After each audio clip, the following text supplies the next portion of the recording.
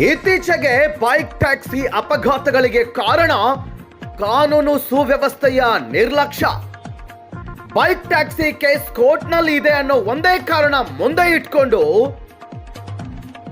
ಈ ಕಳ್ಳ ರಾಪಿಡೋ ಕಂಪನಿ ಮಾತ್ರ ಬೇಕಾಬಿಟ್ಟಿಯಾಗಿ ಆನ್ಬೋರ್ಡ್ ಮಾಡಿ ಡ್ರೈವರ್ಗಳನ್ನ ರೋಡ್ಗೆ ಬಿಡ್ತಾ ಇದೆ.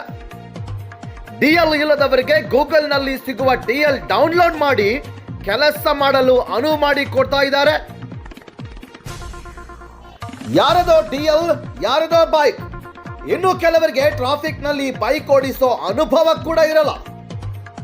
ಹಾಗೇನೆ ಇನ್ನು ಕೆಲವರು ಮದ್ಯಪಾನ ಮಾಡಿ ಪಿಕಪ್ ಮಾಡ್ತಾರೆ. ಎಸ್,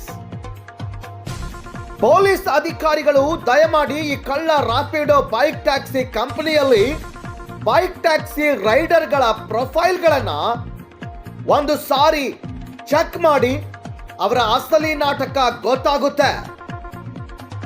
ಹೌದು, ಇಂಥವರ ವಿರುದ್ಧ ಬೆಂಗಳೂರು ಪೊಲೀಸರು ಸೂಕ್ತ ಕ್ರಮ ಜರುಗಿಸಿ ಮುಂದೆ ಆಗುವ ಅನಾಹುತಗಳನ್ನ ತಪ್ಪಿಸಿ